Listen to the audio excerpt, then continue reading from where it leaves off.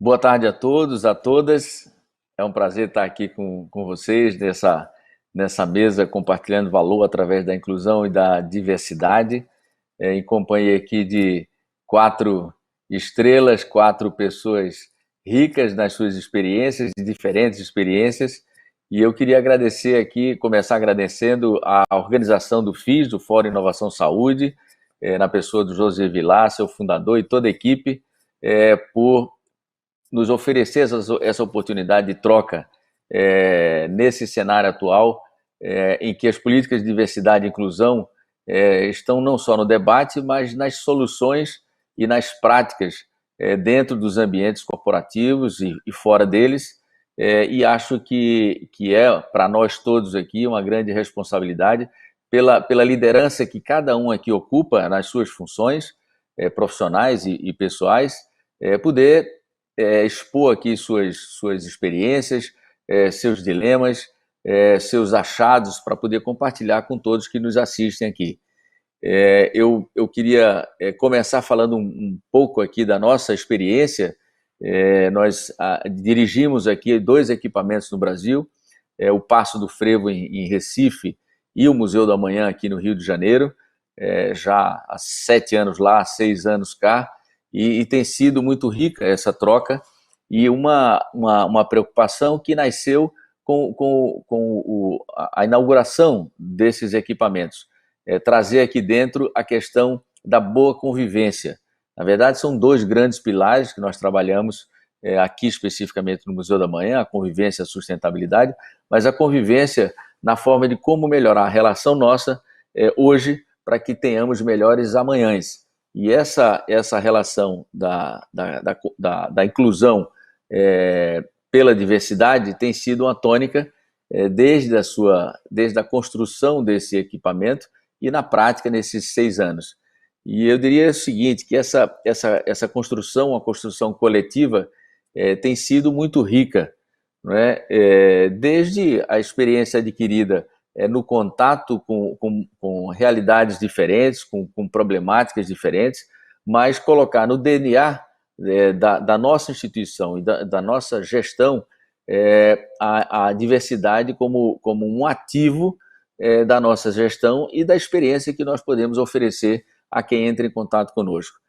Vale aqui ressaltar uma observação que nesse processo de construção nós fomos buscar algumas pessoas ilustres que pudessem fazer a diferença nessa nossa missão. E uma delas está aqui presente, Luana Genot, que desde o começo do ano é a nossa curadora exatamente para convivência e diversidade, e está nos ajudando aqui a fortalecer essa agenda. É uma agenda muito rica, como eu vinha comentando. Nós temos, inclusive, no nosso programa, essa função de trazer pautas regulares, programas regulares, onde a gente abre aqui para os debates. A gente diz que a nossa casa é uma casa do diálogo e se ampliou, na verdade, como a partir da tragédia da pandemia, nós encontramos oportunidades de atingir um outro público, levar essa experiência para a casa das pessoas.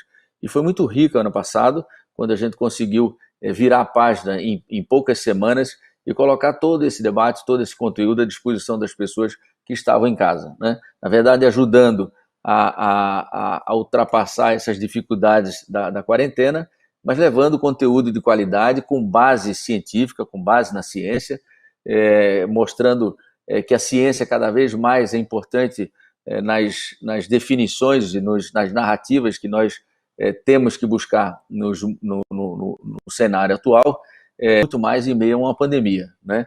Nessas atividades, nós trazemos programas dedicados à questão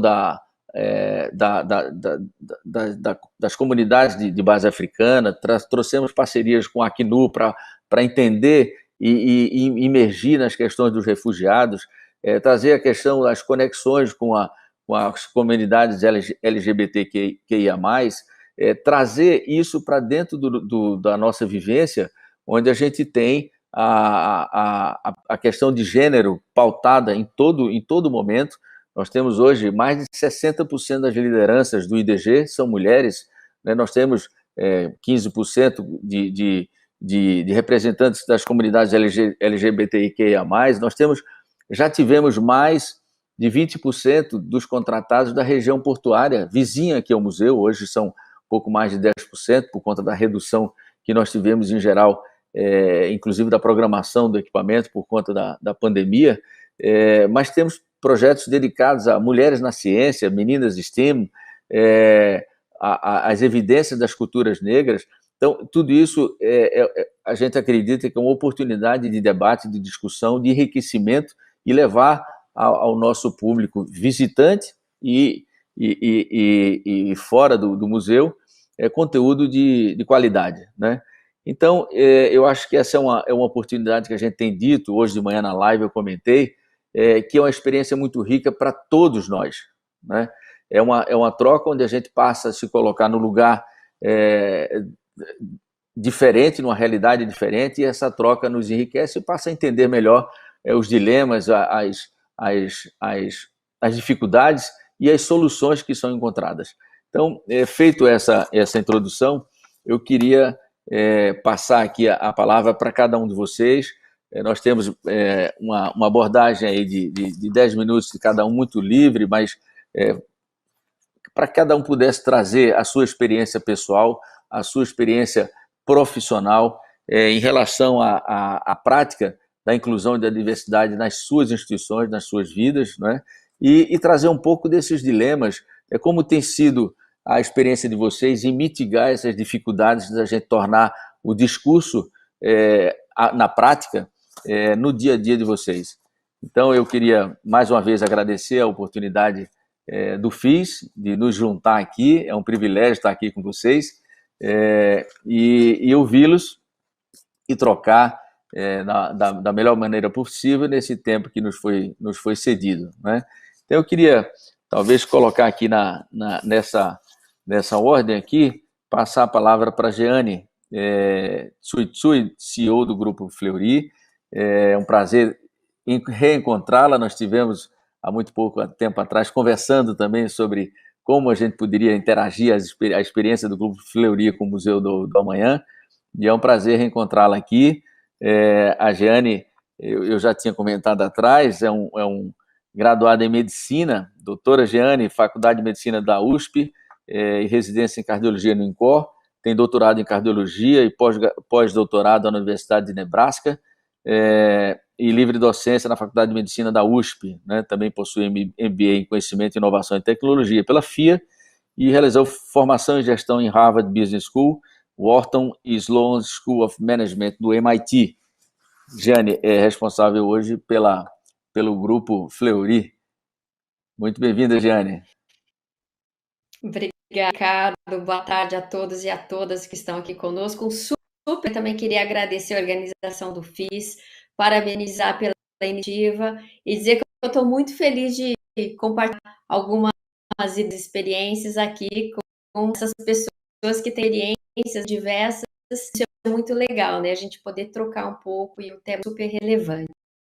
Para esquentar aqui o nosso bate-papo, queria colocar um pouquinho tem sido a minha experiência, né, da saúde, mas olhando para uma empresa que tem 95 anos, atuando em medicina diagnóstica, e é interessante trazer a diversidade também no aspecto de geografias. O Fleury, ele começou, mas ao longo do tempo foi seguindo no Brasil. Isso trouxe uma riqueza em termos de real prática da atuação, né, do grupo, diferentes locais. Hoje nós estamos de São Maranhão até Porto Alegre, aí trazendo pessoas de diferentes locais, e essa visão ao longo do tempo foi fazendo com que a gente tivesse uma riqueza em termos de ideias, em termos de inovações para uma área de saúde, mas que a prática nossa acaba sendo local. Então, um aspecto interessante é esse. Outro aspecto que eu queria aqui é a questão de que há mais de anos a gente trabalhando com a questão de responsabilidade social, com a questão de diversidade, de ESG, estando na área de saúde, 80% do nosso quadro total, hoje nós somos mais ou menos 12 mil colaboradores, 80% são mulheres. Mas também tem trabalhado muito a questão das mulheres na liderança. Então, quando a gente olha no grupo I, 67% cargos de liderança são ocupados por mulheres. No de level, nós um total de 7%. Eu assumi como CEO da empresa em abril desse ano, e também no nosso conselho de administração nós temos 20% de mulheres. Por que eu trago esse tema, né? De uma área de saúde onde hoje, predominantemente, nós temos mulheres, um pouco diferente, né? Quando lá atrás eu cursei medicina, eu lembro que eram mais ou menos 30%. Hoje, mulheres não na área da saúde. Como eu falei, né, a nossa empresa representa muito isso, né, a força das mulheres, com 80% do total, e um dado interessante, né, o de ter mais mulheres no STEM, né, Science and Technology, Engineering and Mathematics. Aqui no Grupo Fleury nós temos 74% ocupando essas funções, e eu acho que é um dado interessante, né? Algo que a gente tem trabalhado em todos os, né? A gente falou aqui diversidade geográfica, diversidade de gênero, LGBTQIA+, diversidade de etnia, ou seja, a gente tem atuado em várias frentes. Mas talvez que colocando, né, Ricardo, como você colocou, quais os desafios que nós temos? Ainda temos um desafio muito grande, mesmo quando a gente olha, eu coloquei um pouquinho dos nossos números, mas nós sabemos que nós temos um desafio muito grande no nosso país em vários aspectos. Talvez uma reflexão que eu traga é qual a importância de toda essa diversidade. A gente vê nitidamente o desafio que nós temos em ser mais inovadores, em realmente ter mais uma visão de maior flexibilidade, de trabalhar com o incerto. Eu acho que a pandemia mostrou muito o que é esse desafio de a gente não saber muitos caminhos e cada vez mais inovação, pensamento diverso, têm sido fundamentais para que as organizações consigam evoluir. E é muito importante que a gente enfatize isso, né? Diversidade de pensamento e diversidade em todos os seus aspectos, porque isso acaba sendo, primeiro, um impulsionador de inovação, um impulsionador de preparar as organizações para enfrentar caminhos, incertezas que hoje nós temos, e claro que a gente tem um grande desafio e uma necessidade de retornar à sociedade tudo isso que as organizações têm construindo.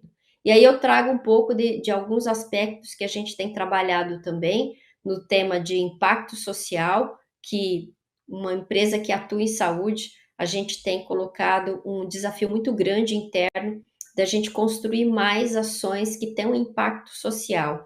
Recentemente, nós também fizemos até ação de debentures com Stability Linked, e uma das metas, um dos nossos compromissos como organização é aumentar o nosso impacto social, tendo clientes das classes C, D, utilizando as plataformas digitais de telemedicina e outros serviços. Então, esse é o tipo de visão que cada vez mais nós, como uma organização, temos que ter, né? Como que a gente traz inclusão, diversidade, isso é um impulsionador de inovação, de crescimento, é um impulsionador de retorno para a sociedade. Como que a gente faz todo esse ciclo?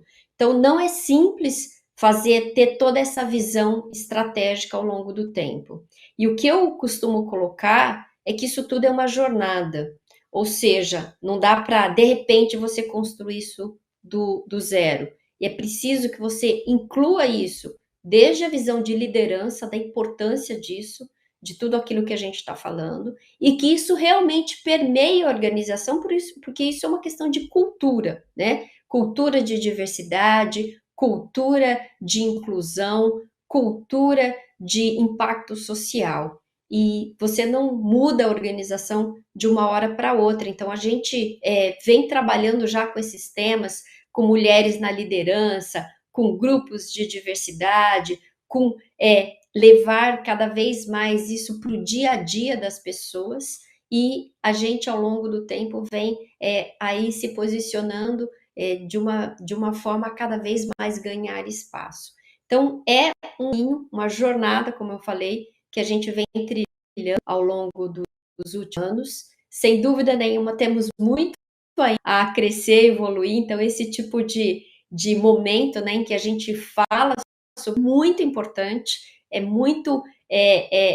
dá uma energia muito boa a gente trazer essa troca de experiências, mas sem nenhuma, eu acho que isso tem que permear toda a organização. Não basta isso estar só no discurso, como você falou, né, Ricardo? Isso precisa estar no dia a dia, a gente vivenciando isso e trazendo a importância de toda essa experiência para diferentes fóruns de debate, capturando essas nossas vivências e isso fazer parte do dia a dia da organização. Então, eram essas ideias iniciais que eu queria colocar, mas reforçar que eu tenho aí uma visão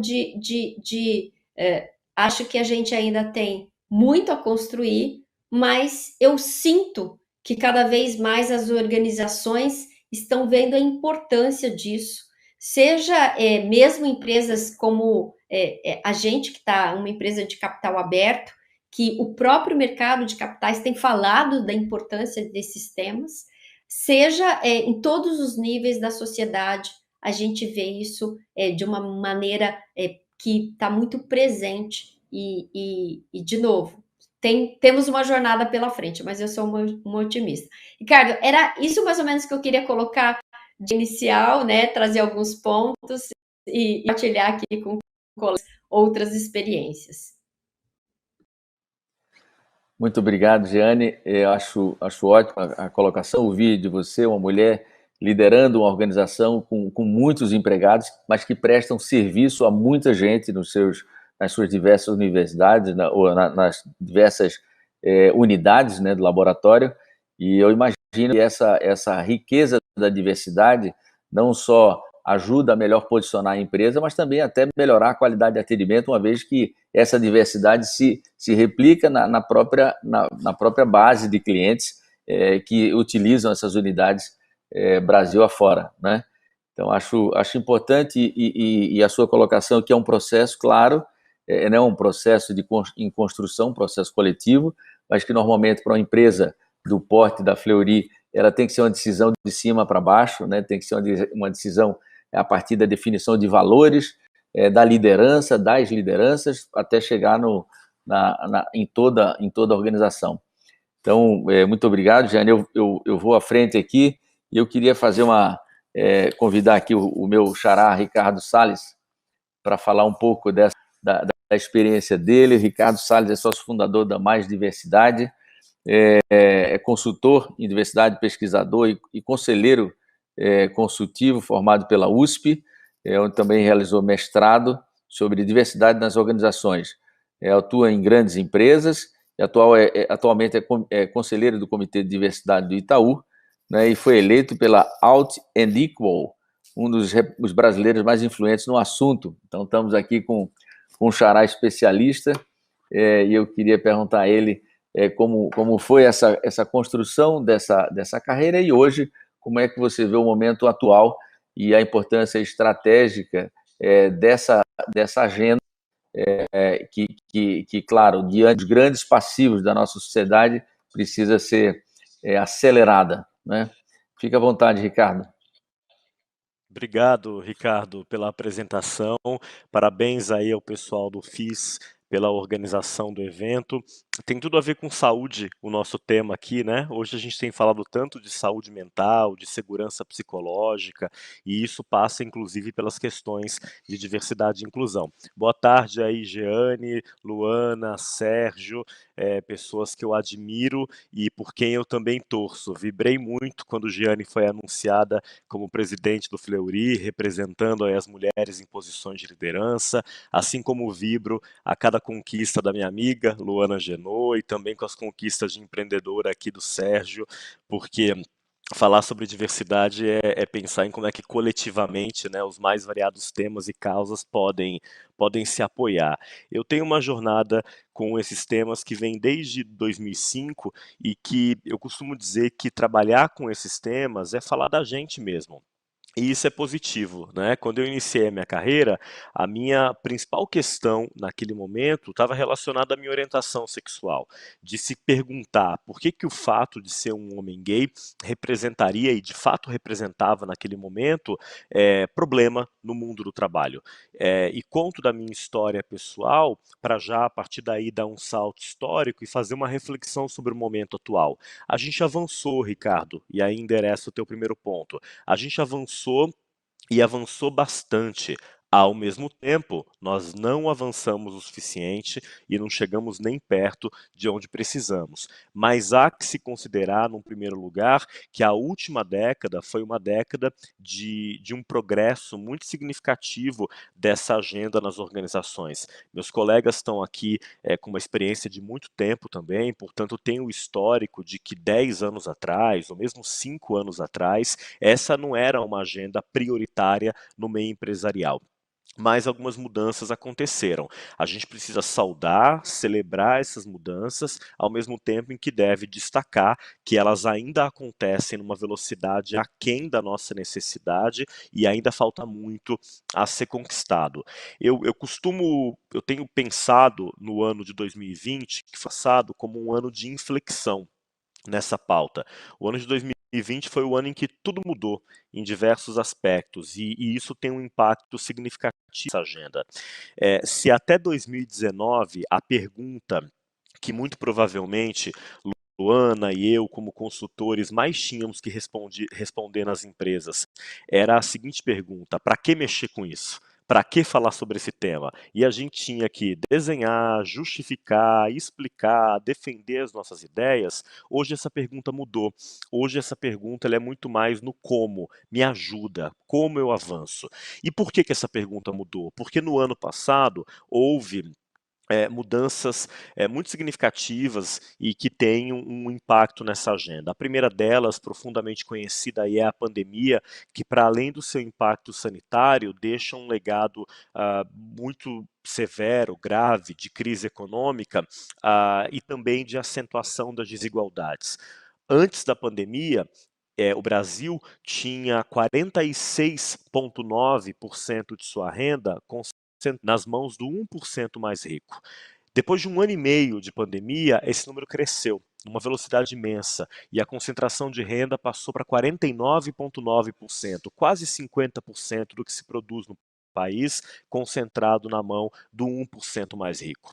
Durante a pandemia, a gente viu também que o discurso de somos todos iguais não é um discurso que se sustenta, porque se por um lado, num sentido ético, é claro que nós somos iguais, mas a sociedade nos rasga em termos de diferenças e de acesso a oportunidades, e isso ficou evidente durante a pandemia, quando, por exemplo, o índice de morte entre pessoas negras é muito superior ao de pessoas brancas, não por nenhuma questão longe disso, mas por conta do acesso a sistema de saúde, possibilidade de fazer distanciamento social, entre várias outras questões. A pandemia atuou como um divisor de água, assim como um outro fato, que eu acho que é daqueles fatos históricos que talvez a gente ainda não tenha o distanciamento suficiente para entender a dimensão dele, que foi o assassinato do George Floyd. É difícil analisar a história ao vivo. História não é Globo News, CNN, né? Que a gente possa analisar acontecimentos ao vivo. Precisa de um certo distanciamento. Nós não temos ainda, mas a gente já pode dizer que o assassinato de George Floyd foi daqueles acontecimentos marcantes para a cultura de uma época. Ele reconfigurou o debate racial nos Estados Unidos e mesmo aqui no Brasil, o debate também avançou muito nos últimos anos, né? Quer dizer, o Brasil ele foi de um país em que até 2019 muita gente se dizia que aqui não havia racismo, para um país em que hoje, talvez até de forma muito apressada, muita gente está se dizendo antirracista, sem necessariamente fazer as reflexões críticas acerca do que isso implica. Mas o fato é que a morte de George Floyd, como um acontecimento histórico, ela coloca uma pressão no meio empresarial norte-americano e, por extensão, no meio empresarial do mundo inteiro, no Brasil, inclusive, que deixa como um legado, uma cobrança maior em relação à atuação das empresas nessa agenda. E eu complementaria falando de algo que a Jeane aqui tão bem endereçou, que é a própria agenda ESG. Esse não é um tema novo, né? Aparece aí já há algum tempo, mas agora a gente tem falado dele com uma profundidade maior. ESG, vamos lembrar aqui a quem está nos acompanhando, é a sigla que resume as preocupações ambientais, sociais e de governança de uma organização.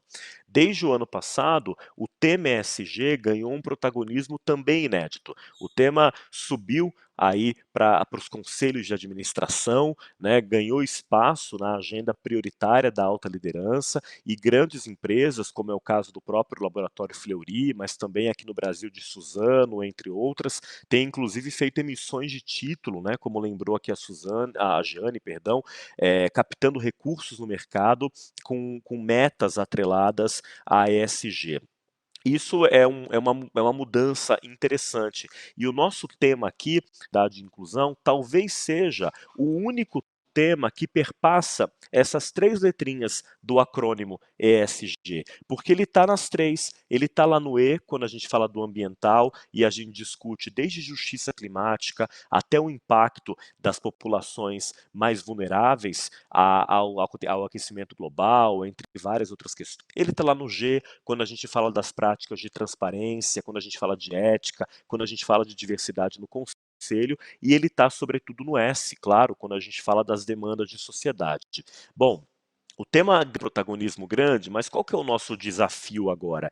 São vários. Nós estamos num país, em estatísticas que já são bem conhecidas, imagino, por grande parte das pessoas que nos acompanham, um país que tem 51% de mulheres, mas que, no entanto, elas representam apenas 13% das posições de liderança, um país de maioria negra, que, no entanto, tem apenas 4,7% de pessoas negras em posições de liderança nas empresas, um país com milhões de pessoas LGBTs, mas que lidera ainda os rankings de violência, um país em que, durante a pandemia, e esse é um dado para a gente olhar com muita atenção, milhões de pessoas com deficiência perderam seus empregos. Isso se deve ao impacto das medidas que atingiram ali de forma mais imediata o setor de serviços, a falta de políticas públicas, mas se deve também a um acontecimento, a um fenômeno que eu acho que nós devemos estar bem atentos, que é o impacto das novas tecnologias e da automação.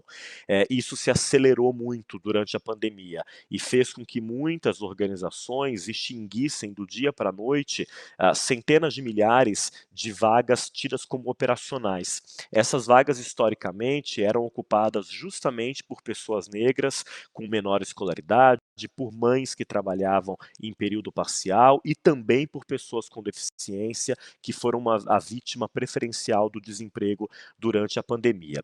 No entanto, eu caminhando aqui para o fim já e querendo ouvir os meus colegas, eu diria que um grande desafio que a gente tem agora é criar uma agenda que eu tenho pensado como uma agenda de ESG à brasileira. Né? O Brasil ele é muito pródigo em importar agendas do exterior e muitas vezes trazê-las para o nosso contexto sem uma reflexão crítica.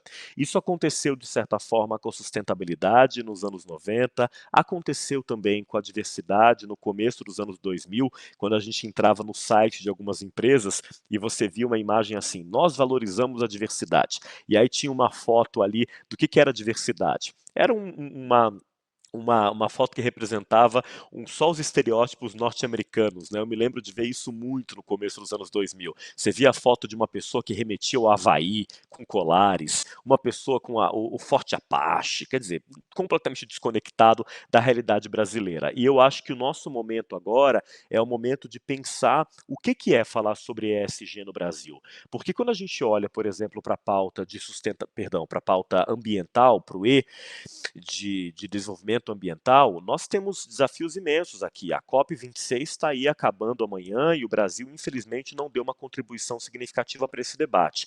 No entanto, o nosso desafio de descarbonização, ele é muito diferente em relação dos demais países. 80% da energia que se produz no Brasil já é uma energia limpa. O nosso principal desafio aqui passa, sobretudo, por reduzir ou zerar completamente o desmatamento na Amazônia, ter uma atenção especial às obras de energia, de infraestrutura que deixam um impacto ambiental significativo, entre outras coisas. Uma agenda ESG brasileira, da forma como eu penso, é uma agenda que se dedica, sobretudo, ao social. E quando a gente olha para o social, o Brasil tem duas questões que são inescapáveis. A primeira delas, e elas estão intercaladas, é desigualdade social, e a segunda é o enfrentamento ao racismo estrutural. Acho que são temas que Luana e Sérgio, com certeza, têm muito mais estofo, inclusive, para compartilhar conosco aqui. Então eu encerro por aqui minhas observações iniciais, Ricardo. Muito bem, Ricardo. Eu acho que muito clara as colocações. Você, como consultor, é sempre importante trazer a questão estruturada, com dados concretos, que às vezes a gente pensa que entende e quando vê os números chocam às vezes, né? Eu digo isso quando você fala que 47% passaram a ser 49,9% da riqueza contida em 1% da população, é um dado muito chocante, né? Talvez o marco de uma das maiores desigualdades do mundo, pelo menos nas grandes economias. Eu acho que esse é um ponto que precisa ser trabalhado como um projeto da sociedade, um projeto de Estado e não um projeto de governo A, B ou C. Enquanto isso não for resolvido, nós vamos ter problemas crônicos na segurança, na relação, inclusive na vida sustentável, como você acabou de falar. Em relação a esse movimento, Ricardo, eu queria comentar, nós passamos aqui, inclusive fizemos uma exposição sobre a pandemia, e a pandemia carrega um fenômeno chamado sindemia, que é exatamente isso que você mencionou. As tragédias, elas podem provocar um aumento da desigualdade, onde os ricos ficam mais ricos e os pobres ficam mais pobres, exatamente por essa dificuldade de acesso e, do outro lado, a facilidade de acesso a tudo que protege esse grupo da sociedade. Então, essa sindemia precisa ser estudada. Na história, nós vamos ver daqui a alguns anos o efeito concreto disso. De imediato, nós vamos ver, sim, na crise, nós vamos ver, sim, no êxodo e no abandono da escola, pela a maioria da população pobre que não teve o acesso à teleeducação, e isso nós vamos sentir daqui a 10, 15 anos com um gap de formação desses jovens nesse período de 2 anos, né? Será certamente um ponto importante a ser acolhido pelos próximos governantes. Aliás, ano que vem teremos eleições gerais, esses pontos todos precisam ser observados, né? Então, eu acho que esses dados são importantes e a gente precisa trabalhar com força, com ativismo, para que esses pontos, de fato, possam mudar o cenário num breve espaço de tempo, né? Eu queria convidar a minha amiga e parceira, Luana, para falar um pouco aqui da sua experiência e dizer desde já que Luana, com muito pouco tempo, já vestiu a camisa do amanhã, porque, de fato, ela já trabalhava com melhores amanhãs na sua instituição, é uma referência, é uma liderança. Eu vou ler um pouco aqui da mini biografia de Luana, mas se eu ler toda, a gente vai perder os 10 minutos dela, né? Então, eu vou ler só uma parte aqui. A Luana é fundadora e diretora executiva do Instituto de Identidades do Brasil, é mestre em relações étnicos raciais pelo Cefet, autora do livro Sim à Igualdade Racial, colunista da revista Ela, do jornal o Globo, nossa curadora, e curadora do Comitê Científico de Saberes do Museu do Amanhã, apresentadora do programa Sexta Black, do canal GNT, pós-graduação em Marketing e Comunicação no IED, e formou em Publicidade e Propaganda da PUC, Rio, fellow da rede de líderes responsáveis da BMW Foundation. Foi através dela que nós tivemos o primeiro contato lá atrás, onde alguns diretores nossos participam também. Foi bolsista do Ciências Sem Fronteiras, na Universidade de Wisconsin, em Madison, onde se especializou em pesquisas da área de raça, etnia e mídia. Trabalhou na Publicis Chicago, na área de estratégia, foi voluntária na campanha de Obama, e eu acho que foi por isso que o Barack Obama foi eleito, com esse reforço, e trabalhou no hub de marketing multinacionais na área de beleza e entretenimento, foi modelo, foi palestrante no Brasil, na França, nos Estados Unidos, curadora de eventos, gestora de projetos sobre etnia, equidade, diversidade e outras coisas mais, co-líder no Comitê de Igualdade Racial do Grupo Mulheres do Brasil. E por aí vai, né, Luana? Então, passo logo a palavra para você, traga aí para a gente a sua experiência e a visão da realidade hoje. Maravilha, Ricardo. Obrigada aí pela gentileza, né, de ler um pouco da minha mini bio e pelo carinho, né, que a gente tem trocado ao percorrer essa jornada juntos aqui no Museu do Amanhã também, né, do qual sou curadora. Também fico muito feliz de estar aqui dividindo esse painel com o Sérgio, com o Ricardo, com a Giane, né, é super importante a gente estar aqui no FIS, falando sobre saúde, que está super conectada, como o Ricardo já falou, com a pauta de diversidade e inclusão.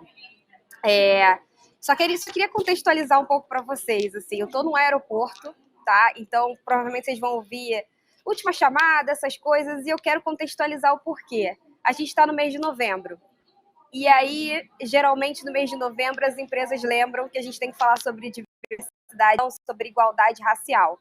Então, consequentemente, o time DBR está numa correria, isso é super positivo, mas aqui eu acho que o primeiro convite é para que a gente fale sobre a pauta antirracista para além de novembro. E aí eu acho que isso vale tanto para o saúde quanto de maneira geral, Ricardo. Eu acho que você falou sobre desafios. O desafio é exatamente esse, da gente perenizar pautas que são super importantes para o desenvolvimento socioeconômico do nosso país. A gente não está falando sobre favor ou caridade, a gente está falando de algo que traz um desempenho socioeconômico para o país e que é super importante. E aí, obviamente, eu faço muito coro com tudo que já foi dito, né? Enfim, pela Giane, pelo Ricardo, a gente está falando de uma jornada, a gente não está falando de algo que é pontual, a gente está falando de um percurso, de um trajeto que pode ser percorrido pelas empresas. E quando você me apresentou, eu acrescentaria apenas uma coisa: eu tenho pressa. Quando as pessoas dizem que os impactos que a gente vai ver, né, são para as próximas gerações, eu falo, não, eu quero ver isso em vida. Eu quero que a gente tenha mais de 200 milhões de pessoas no nosso país, mais de 50% dessas 200 milhões são pessoas pretas ou pardas, portanto negras, e não seria nada mais justo que mais do que esses 50% de pessoas, mais do que esses 120 milhões de pessoas estivessem também com a possibilidade de ocupar os cargos executivos nas maiores empresas, enfim, nas empresas do país. Sendo que a estatística hoje nos mostra que dentro das 500 maiores empresas, menos de 5% delas possui pessoas negras nos seus cargos de liderança.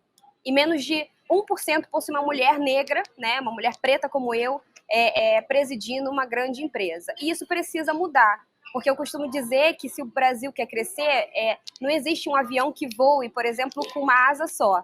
Então, se a gente tem mais de 50% da população que não consegue acessar cargos de liderança, ter os melhores salários, a gente não cresce como país, né? Então, a matemática é muito simples e ela precisa fazer parte da estratégia das empresas para que elas cresçam.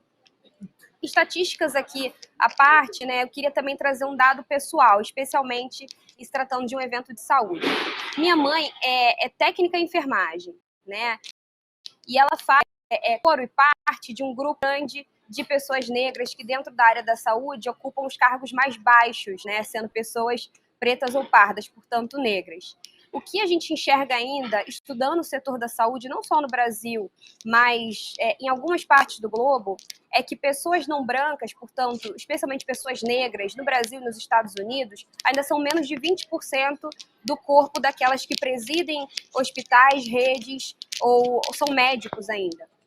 Então, o que eu acredito que a gente tenha como desafio, especialmente na área da saúde, é fazer com que essa estatística que é inflada pelos números que vêm da base também suba para os seus cargos mais altos, para os conselhos dessas empresas, para os hospitais, para justamente que essas empresas também façam a sua incidência nas escolas de medicina, para que a gente consiga ter uma representatividade proporcional à possibilidade da gente aproveitar os talentos da população negra dentro da área médica. Esse é um primeiro ponto. Um segundo ponto que eu queria trazer aqui também como um desafio são os testes clínicos, né? Anualmente eu faço benchmarking em algumas partes do mundo sobre a pauta de diversidade e inclusão.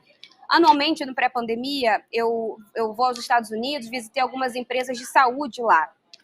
E a constatação que eu fiz que, dentre uma das práticas, que uma delas, que eu considero uma boa prática, estava implementando, eram testes clínicos voltados para a população negra, para que a gente tivesse mais remédios testados em pessoas negras, né? Testados no sentido da gente conseguir identificar ali potenciais doenças, potenciais questões que fossem particulares desse grupo.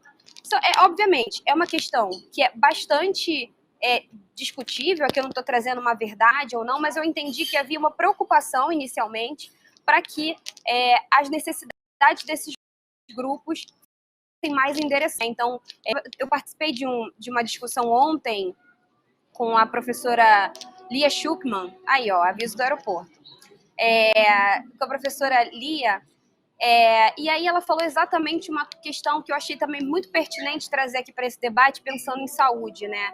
Aqui no Brasil, logo assim que a gente iniciou todos esses sistemas de lockdown, né, e depois, enfim, a própria vacinação em si, a gente priorizou, obviamente, a população mais idosa. E isso era um protocolo global da Organização Mundial da Saúde e é muito válido. Sendo que, se a gente praticasse o nosso ISD à brasileira, como o Ricardo trouxe, a gente também levaria em consideração, desde o princípio, a racialização disso. A população negra vive menos, né? Então, em termos de saúde pública, a gente também deveria ter racializado a possibilidade de dar às pessoas pretas e pardas a possibilidade de se vacinar mais cedo também. Essa seria uma possível forma de ver a nossa questão sanitária por um viés racial também. O que eu estou trazendo aqui são apenas discussões para que a gente entenda que as particularidades de um país que tem uma população negra tão densa como o Brasil não podem passar desapercebidas como se a gente fosse fazer uma cópia e cola dos Estados Unidos ou de protocolos globais. A gente precisa ser afirmativo.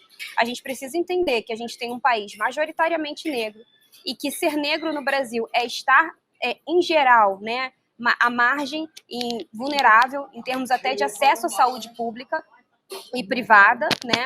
Então, a gente precisa considerar esses dados até para conseguir traçar políticas dentro do setor público ou privado que consigam endereçar as nossas problemáticas, né? Tanto no que diz respeito àquilo que eu trouxe anteriormente, que é a ausência, basicamente, de médicos negros, né, dentro dos ambientes que a gente vai, né, de saúde, não ausência porque eles não existem, existem médicos negros, mas não tantos quanto a gente pode, levando em consideração o contingente de pessoas negras que a gente tem. A gente precisa de mais incentivo direto para termos mais médicos negros e indígenas que consigam, inclusive, trazer e endereçar questões que não estão sendo vistas. E daí eu linkei com a questão dos testes clínicos, né, que também leva em consideração as particularidades das dificuldades em termos de saúde que a população negra, por falta do acesso a aparatos de saúde de qualidade,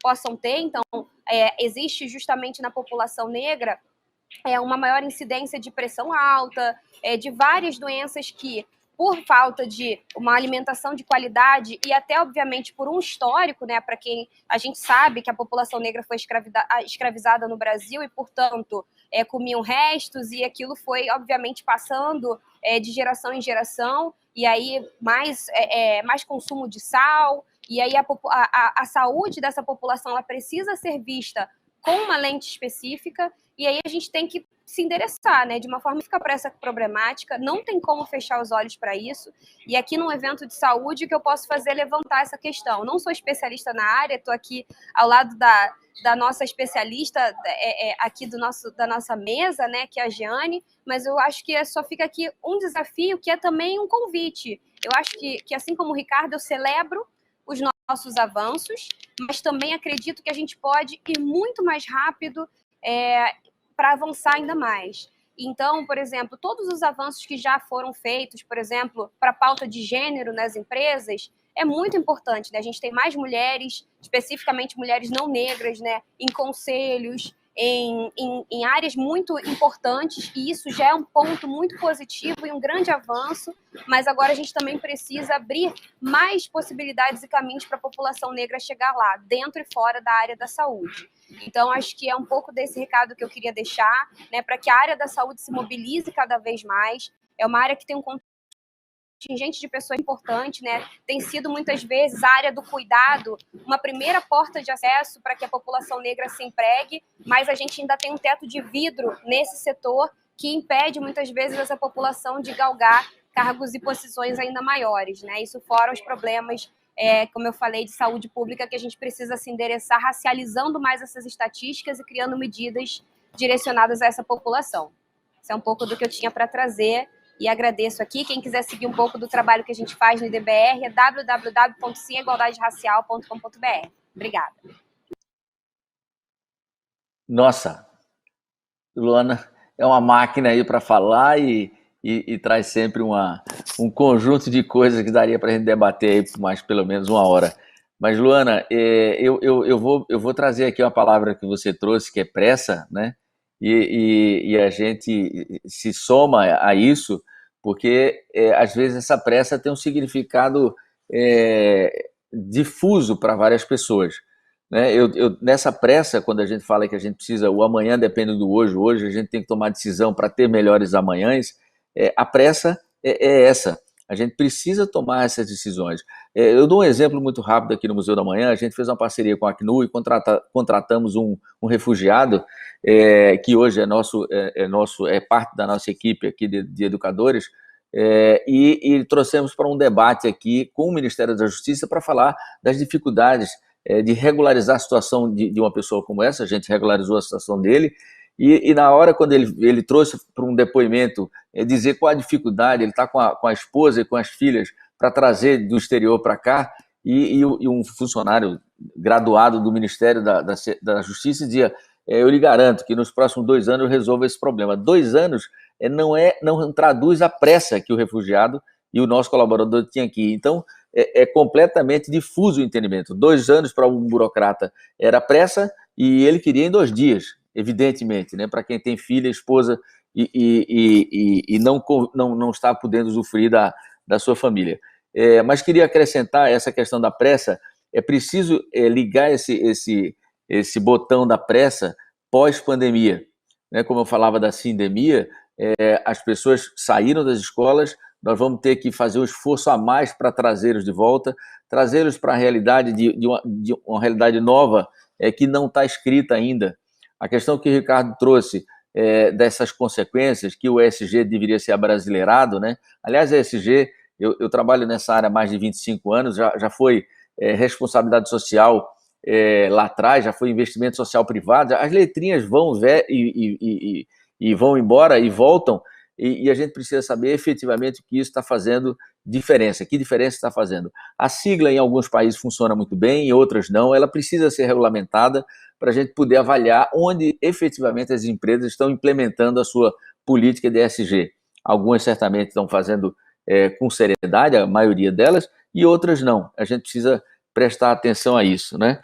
E dentro desse aspecto, a gente tem trabalhado muito aqui no museu com projetos específicos para abrir as portas, né? O Frevo Negro lá no Paço do Frevo em Recife, que recebeu até um prêmio da Cir Ribeiro, aqui o Evidências da Cultura Negra, e todo o trato que nós tivemos aqui com a diversidade, recebemos um prêmio em Londres, que foi o prêmio da melhor instituição cultural no mundo em soft power, na capacidade de conversar com essa diversidade, né? Eu poderia relatar aqui a experiência dos trans que nós contratamos aqui para trabalhar no atendimento, e tivemos um desafio enorme, que se eles não tivessem aqui, a gente não saberia. Eles queriam trocar o nome social para a carteira do plano de saúde.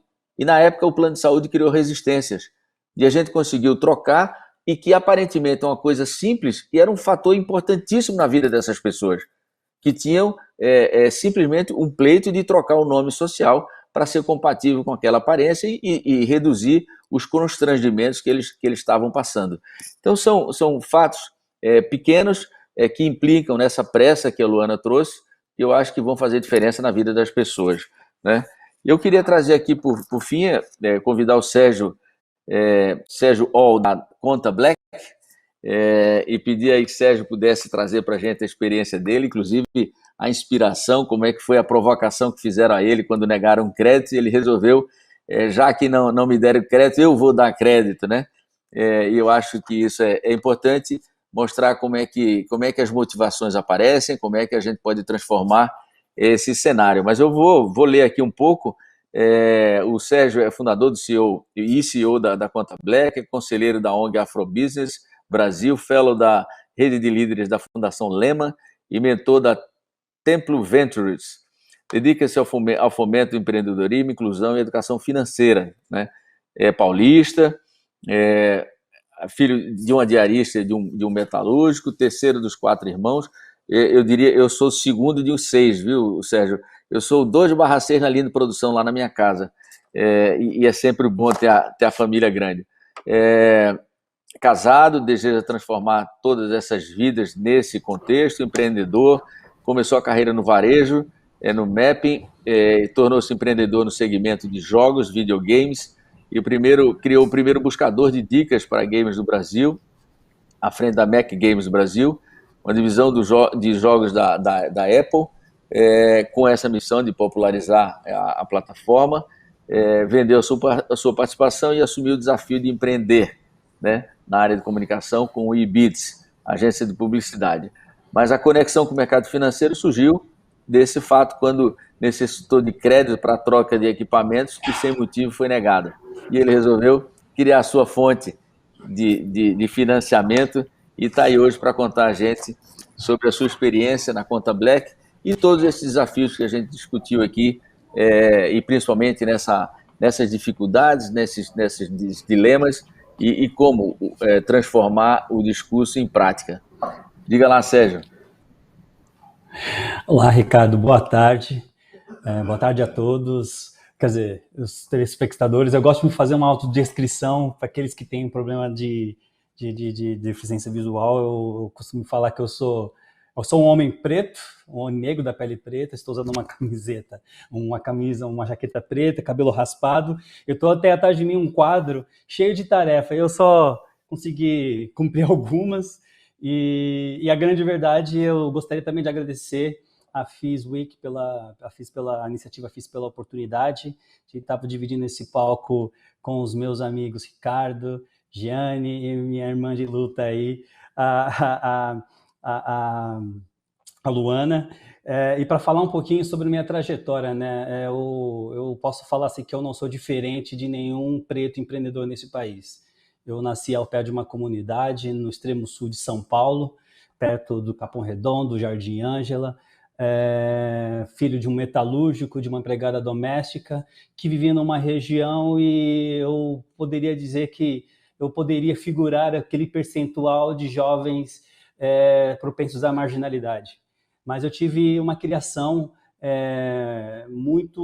tive pais que sempre se preocuparam com o nosso futuro, e minha mãe, filha de minha avó, obviamente, minha avó, filha e neta de escravos, nunca tiveram, minha avó nunca teve a oportunidade de ter conta bancária, numa época muito complicada. Eu sou de 1974, então dá para entender que eu presenciei um pouco da ditadura no nosso país, a alta da inflação, a alta do desemprego.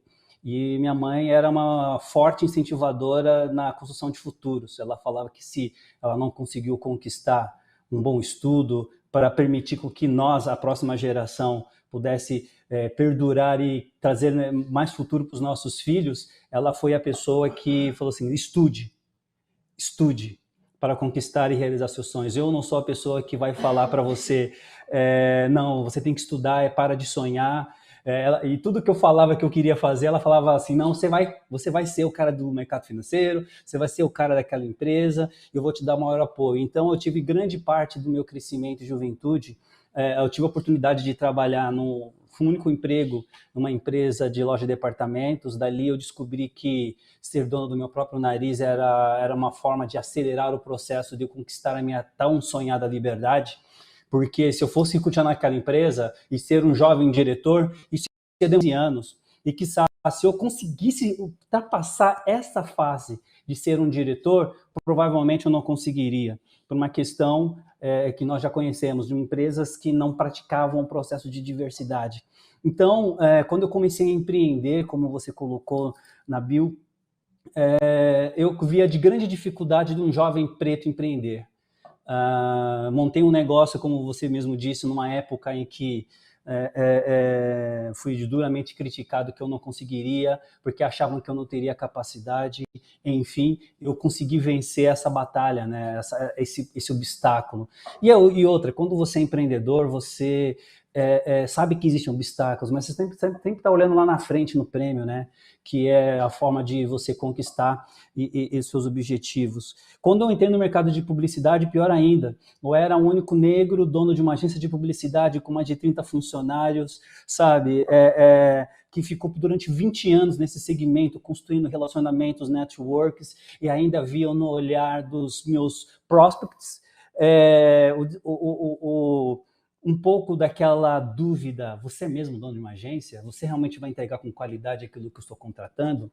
Sérgio Ol, esse nome, esse Ol é de qual país? Então, eu acabei enfrentando muito desses desafios e via que era preciso fazer aquilo que falava lá na época da segregação americana, dos pretos nos Estados Unidos, que nós temos que correr atrás do nosso sustento, nós temos que construir os nossos bancos, as nossas empresas de transporte, as nossas emissoras de TV. E quando eu vi aquele discurso, aquilo me impeliu a querer dar um passo muito mais importante, de querer construir e mostrar que é possível chegar lá. O meu grande problema foi que a minha mãe deu 5 passos para seguir. Sérgio, se traje bem, porque você pode ser um corpo facilmente confundido. E falando de um país que é racista, a gente tinha esse medo, né? E ainda temos esse medo de ser facilmente confundidos. Ela falava, assuntos gerais, veja tudo que acontece ao seu redor, para que as pessoas o vejam como um rapaz culto. Terceiro, estude, para que você possa realizar os seus sonhos. Ela falou, os 2 últimos eram os mais pesados. Ela falou, o penúltimo, ela falou assim, zele pelo seu nome, porque um dia você vai precisar. E o último, você enfrentará o racismo. As pessoas duvidarão da sua capacidade e você terá que provar 10 vezes a sua capacidade. Então, quando eu andava com esses 5 mandamentos, eu falei assim, é uma forma de eu gerar isso, levar isso para eu afrontar os meus algozes, né? E para você ver, dono de uma agência, com ótimo score, com uma folha de pagamento enorme, uma agência full service, eu fui querer um pequeno investimento para melhorar a qualidade de entrega dos trabalhos na minha agência e o crédito me foi negado. Sem nenhum motivo aparente. Porque o gerente falava, não, internamente você está ótimo. Você tem todos os produtos, pontuação interna está maravilhosa. Eu falei assim, então deve ser alguma coisa de cartório. Ele falou assim, não, você não tem nenhum protesto, está tudo ok, seu score está perfeito. E eu pergunto, por que eu não tenho acesso ao crédito? Sérgio, no momento não.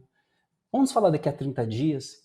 E aí eu fui entender, de fato, que eu figurei parte daqueles dados do BID de que o preto tem seu crédito negado até 3 vezes ou mais. E aí eu vi que esse processo de desbancarização, ele mexe com a saúde de uma grande maioria, que representa 57% da nossa população, Estou falando de um público que hoje, de acordo com o advento das tecnologias, das contas digitais, diminuiu de 55 milhões para 34 milhões, onde 16% não tem nenhum acesso a serviços bancários, ou seja, não tem saúde financeira. E quando você não tem saúde financeira, você está propenso a todo quanto é tipo de doença, seja problema de saúde mental, você não tem autoestima, e aí você começa a se perguntar, é possível ver diversidade no mercado financeiro? É possível um banco olhar para um empresário negro que esteja apto para crédito e não o julgue pelo seu CEP, pela sua cor? Nós vemos ainda hoje que dentro do sistema existem as plataformas que fazem análise e os algoritmos, eles são irreais, cor e CEP, porque grande parte da população que é preta, nordestina, tem seu crédito negado. Então, quando esse crédito me foi negado, e aí vem o ranço do publicitário, eu comecei a me perguntar, quantos Sérgios existem? Ou melhor, quantos Sérgios que não têm acesso a crédito, têm restrições, não conseguem sequer, até então naquele momento que o mercado era dominado pelos 5 maiores bancos, não consegue ter uma conta no nome da sua empresa e no seu nome, e que eles simplesmente empurravam uma conta poupança para aquele empreendedor preto. Então eu comecei a entrar nessa dor, eu comecei a entender que, poxa, 51% da nossa população, que representa mais de 57% da população preta, é empresária, faz parte do ecossistema. E aí quando eu vejo uma foto atualmente de um rooftop cheio de homens cis, brancos, com menos mulheres e muito menos pretos, se vangloriando da sua conquista, aí a pergunta que fica, aonde que está a diversidade? Esse é um dos nossos maiores desafios. Num momento da minha jornada como empreendedor e como empresário, eu fui para um mega restaurante, onde eu cheguei com meu carro importado e meu sócio branco, e aí o manobrista perguntou para mim, o senhor vai esperar ou vai vir buscar? Eu falei, não, se possível eu quero entrar e comer. Desculpa, meu senhor, então quer dizer, como que a gente vai falar, como que nós vamos construir uma pauta ESG, que até então, na minha humilde opinião, ela é uma commodity, como que discutir se isso não chegou direto na base da pirâmide, daquela pessoa que me atende? Eu acho que um dos papéis importantes dos CEOs, eu acho que o CEO que é engajado com as pautas de ESG e das pautas de diversidade, aquele que realmente acha que precisa realmente contrabalançar a questão da contratação de pessoas negras para cargos de chefia e de liderança, não tem que vir somente dele, ele tem que preparar toda uma cadeia para que isso aconteça. Ou da mesma forma, um executivo de uma plataforma de investimento fala assim, Sérgio, eu não consigo contratar pessoas negras para a nossa corretora. Eu falo assim, talvez o problema não esteja na sua vontade de querer, talvez esteja na empresa ou na pessoa que está fazendo o processo de seleção. Então, quando a gente começa a colocar essas questões em pauta, a gente começa a perceber que o nosso trabalho ele precisa ser mais assertivo. E a ideia da Conta Black, ela veio justamente para mostrar para o mercado financeiro que esses mesmos 57% que hoje movimentam quase 347 bilhões fora do sistema bancário, esses mesmos 57% que consomem entre produtos e serviços a marca de 1 trilhão e 700 bilhões ao ano, a gente tem que mostrar para o mercado financeiro que agora existe uma plataforma que vai represar um percentual disso e mostrar para o mercado o real valor econômico dessa grande massa que eu falo que é o gigante adormecido, que está nascendo agora, que está acordando, né? Então, a grande parte dessa minha jornada, ela teve muitas dores dentro do processo de empreender. Eu vi muitas pessoas que desistiram no meio do caminho. Eu vi muitas pessoas que, no momento que a gente conquistou, ultrapassou aquela linha imaginária, poxa, vocês, um banco digital, como é possível? Ainda ouço isso. Como é possível? Assim, não, nós podemos, nós somos capazes. Nós temos um passo importante que será importante para a economia, para que nós mesmos possamos investir nas próximas gerações, ou de repente aqueles que vão nos representar na política. Então, como que isso é possível? É se organizando.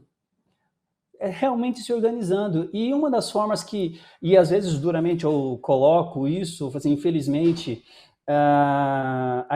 quando a gente fala do contexto macroeconômico do nosso país, a forma da gente mostrar para o mercado que nós importamos é quando nós nos juntamos. Imagine, se eu pego um percentual, 1% desses 1 trilhão e 700 bilhões, desses 347 bilhões movimentados ao ano, sem falar que nas comunidades, elas movimentam 119 bilhões ao ano. Se a gente pega 1% disso, represa, eu tenho certeza absoluta que o mercado de produtos e consumos, eles vão querer ir atrás dessa grande massa. E aí vem a grande pergunta. Como que está o seu programa de diversidade? Como é que está o seu programa de contratação e de chefias e pessoas de liderança dentro da sua corporação? E aí é uma forma da gente mostrar para a economia a que realmente nós estamos interessados. E o papel da Conta Black, ela não veio somente para ser mais uma conta digital dentre as paleterias de contas digitais, não. Eu acho que esse balde, ele é muito mais fundo. A Conta Black, ela vem para fortalecer uma economia. A Conta Black, ela vem para mostrar que o braço da educação financeira, ele vem justamente para mostrar para os nossos irmãos pretos e pardos, ou não, que existe uma possibilidade de que deles serem vistos como uma potência financeira, da gente começar a construir proximidade. Foi-se a época que os bancos, você sentava com o gerente para ele te dar o melhor caminho para você poupar o seu dinheiro. Hoje eles estão focados em atingir metas. Hoje não. Hoje o que a gente quer fazer é gerar mais proximidade. Eu vou sair do papel de locutor, eu vou sentar no papel de interlocutor. Fale, qual é o seu sonho? Quais são suas perspectivas? E sabe o que todos respondem? Sérgio, eu gostaria de sonhar, de fazer uma faculdade, eu gostaria de ser dono do meu negócio, eu gostaria de entender, ver o crédito não como meu inimigo, você me ajuda? Eu gostaria de oferecer também a possibilidade para que o meu filho, minha filha, possa ter um futuro, estudar, ter a faculdade, assumir um cargo de liderança numa grande empresa. Sérgio, eu gostaria, e às vezes não tem nada a ver com o contexto financeiro, tem a questão de acolhimento. E eu acho que isso só é apenas a ponta do iceberg dentro de um contexto macroeconômico que fala de uma grande maioria que representa 120 milhões de pessoas pretas e pardas do nosso país. E a Conta Black, ela vem justamente com esse objetivo. E sabe qual é o passo importante que nós estamos dando agora? A partir de 2021, nós vamos investir na formação de agentes autônomos da área de investimentos. Pessoas que têm o sonho de atuar no mercado financeiro, que até então eles viam isso como um mundo muito distante de uma realidade. Por que nós assumimos essa responsabilidade? Porque sim, nós podemos. E eu acho que dentro desses desafios de inclusão e diversidade, nós já estamos dando o nosso passo. O papel da Conta Black, sendo uma ferramenta de mercado financeiro, ela tem que servir como o meio de experiências plugados no IBBR, sabe? No Museu da Manhã, dentro das pautas de diversidade que o Ricardo leva para as empresas, e falando tudo de um contexto econômico. E tudo isso afeta a nossa saúde quando nós não temos isso. Perdi minha mãe por câncer. E porque a gente não tinha saúde financeira. E a partir do momento que não tivemos saúde financeira, isso afetou toda a nossa família. Então, eu acho que existe um grande desafio. Eu, como CEO, eu faço questão de contratar um time muito diverso. Hoje eu tenho um head de marketing que faz parte da comunidade LGBTQIA+, que eu orgulho muito. Eu tenho uma analista de comunicação que o papel ela é descendente de indígenas, sabe? Eu tenho um time realmente diverso e mostro para o mercado, assim, existe aí fora pessoas que realmente estão aptas e preparadas para trabalhar com a gente como Conta Black, para mostrar para o mercado que não existe castas quando se trata de diversidade, existe sim um projeto de inclusão dentro desse processo todo. E eu acredito assim que no futuro, não tão distante, e eu, como a Genô falou, e eu faço das palavras dela as minhas, eu quero presenciar essa mudança. Eu quero contribuir para o mercado e mostrar que isso é possível. E quando eu falo sobre Conta Black, eu acho que tem um chão muito grande para a gente percorrer para frente. Nós não pensamos em falar em ser banco, nós pensamos sim, nós somos uma comunidade financeira feita de pessoas para pessoas, que tem como objetivo levar a educação financeira, levar a inclusão aos serviços financeiros, levar a inclusão dos serviços digitais e, o mais importante, ajudar na construção da saúde financeira e da saúde dos brasileiros, que é essa grande maioria. Ô, Sérgio, espetacular. Acho que, na verdade, a sua experiência é inspiradora para várias iniciativas, para empreender, para destravar alguns receios, algumas barreiras que aparecem. As suas barreiras foram desmontadas, mas certamente é preciso que as pessoas conheçam histórias como essa para poder sair do canto, né? Conseguir motivação para mudar esse cenário. Nessa questão do sistema financeiro, que eu acho... Aliás, fica o convite aqui, viu, Sérgio? A gente tem um patrocinador banco aqui, no museu, que é o Santander. Temos de Itaú lá no Pasto Frevo. A gente podia juntar aí para fazer pelo menos um debate bom aqui lá sobre os aprendizados de cada um, né? Acho que seria muito legal. E mais uma vez, falar que essa pressa é fundamental para que a gente possa ver essa mudança. Aliás, depois a gente vai no outro debate, eu queria ouvir de você as questões que eu já vi por aí, das dificuldades de crédito, quais são as garantias reais que se pedem. Eu sou muito questionador, inclusive de bancos oficiais, bancos inclusive como o BNDES, que tem o S, mas quando vai emprestar um dinheiro, pede garantia real a um cara que está abrindo a startup que não dá, né?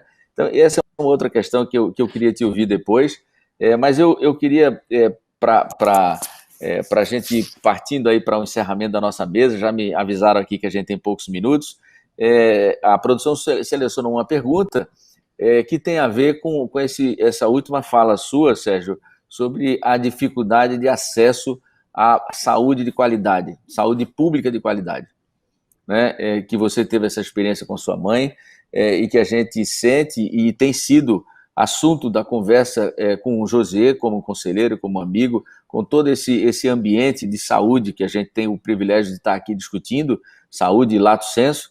E eu queria aproveitar então para voltar para a Jeane para levar essa pergunta, e claro, se alguém tiver alguma contribuição, fique à vontade, mas a pergunta da Liana Oliveira, Jeane, é como fazer com que o atendimento em saúde não seja excludente em vários aspectos como hoje, que inclusive são afetados por preconceitos vários. Aí eu acrescento na pergunta dela preconceitos como o racismo, preconceito pela gordofobia, pela xenofobia e tantas outras fobias que são hoje encontradas no atendimento na saúde pública. Você podia comentar? Obrigada, Ricardo, e obrigada pela pergunta, uma pergunta muito importante, né? Foi fantástico ouvir aqui todos os colegas, aspectos muito importantes. E voltando para a saúde, sem dúvida nenhuma, a gente tem um desafio gigantesco. A pergunta é como a gente pode ampliar a saúde e qualidade. E a gente traz alguns assuntos que são, assim, que foram escancarados pela pandemia, né? Tá todo mundo olhando para a importância da saúde.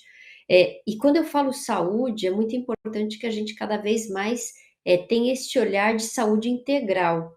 Por quê? Porque não é só saúde física, né? Toda essa visão de situação de doença que a gente viveu, mas a saúde mental, que é hiper importante. Acho que o Ricardo trouxe alguns aspectos, o Sérgio também abordou, saúde mental, que é um problema muito sério hoje que nós temos, nem todo mundo está atento a essa questão, e o quanto que a saúde mental vem piorando de uma maneira geral, e um outro aspecto que é determinante social da saúde, porque isso cada vez mais é evidente que se a gente não olhar para os aspectos sociais, a realidade onde o indivíduo está inserido, né, nessa sociedade, você não consegue tratar o aspecto. Então, assim, temos desafios gigantescos no país com uma desigualdade social muito grande, com desafios de gestão, ou seja, como que você aloca o recurso. Hoje nós temos no país 9% do PIB gasto com saúde, mas uma população que está envelhecendo, 9% do PIB, mas que só 25% tem acesso à saúde suplementar, e quando você olha o gasto, 9%, 50% é gasto com saúde suplementar, 50% com saúde pública, sendo que esses 50% tem que atender 75% da população. Então, realmente existe um desequilíbrio muito grande e, sem dúvida nenhuma, uma saúde que ainda está voltada muito para o aspecto de doença. Então, qual que é a visão que a gente tem? Cada vez mais o desafio de promover prevenção, de promover uma visão de saúde integral, que o indivíduo seja colocado com todo o aspecto, saúde física, saúde mental, saúde social, que já foi aqui colocado, e que a gente efetivamente use adequadamente os recursos. Fora isso, foi colocado, né, como que a gente consegue ter essa abordagem de olhar para essa diversidade. Acho que a Luana trouxe o aspecto, né, em muitos estudos, nem mulher, nem negro é representado em uma série de estudos. Vou trazer aqui um exemplo rapidamente. Doença cardiovascular é a principal causa de morte em mulheres. Até pouco tempo, os estudos não traziam essa abordagem porque as mulheres não eram adequadamente representadas no estudo. Então, a Luana trouxe um questionamento. Os negros estão representados nos estudos epidemiológicos? Não. Então, isso é um aspecto que cada vez mais a gente precisa se atentar para que a gente faça adequadamente estratificação de risco. Então, temos vários aspectos, vários desafios aqui para colocar, e o aspecto de acesso à saúde de qualidade, ele deve ser colocado como um tema muito relevante em todo o nosso país, como mais um desafio aí super importante para um painel em que a gente está aqui discutindo diversidade, inclusão, saúde. E eu só queria aqui reforçar o que o Sérgio colocou, né? Não adianta só a gente falar de saúde física, né? O aspecto de tratar a doença. A saúde financeira é um aspecto fundamental, porque o determinante social da doença, ele é, assim, muito mais importante do que antes os estudos traziam, porque exatamente tinham vieses nessas análises que não foram adequadamente abordadas. Então, Ricardo, eu tentei aqui rapidamente trazer essa abordagem, porque eu sei que o nosso tempo aqui está estourando, mas foi muito legal a gente poder ter essa conversa com todos. Bom, Jane, muito obrigado. Eu acho que concordamos todos, né, com essa dinâmica que precisa ser revista para melhorar o acesso. Eu tenho conversado bastante com o José Vilar, o fundador do FIS. Ele traz sempre essa palavra-chave, acesso. Acesso à educação de qualidade, acesso à saúde de qualidade, acesso a crédito que o Sérgio bem trouxe aqui. Isso tudo impacta na qualidade, lato sensu, da saúde do cidadão, né? Então, eu acho que com esse resumo, com essa conexão que você fez com todas essas palavras aqui, a contribuição do Ricardo, da Luana, do Sérgio, a sua, eu acho que a gente completa esse quadro muito bem estruturado. Acho que foi uma contribuição muito valiosa que vocês trouxeram aqui. Eu acho que ficam aí as contribuições para os anais do FIS. Tomara que a audiência tenha gostado e que a gente possa voltar a nos encontrar em breve, pensando nos nossos amanhãs. Estão todos convidados para visitar o museu e para criar diálogos aqui conosco. Fiquem todos à vontade, será um prazer recebê-los aqui no museu, tá bom? Giane, mais uma vez, Luana, Ricardo, Sérgio, muito obrigado. Vamos em frente aí, em busca desses melhores amanhãs. Valeu, pessoal. Boa noite.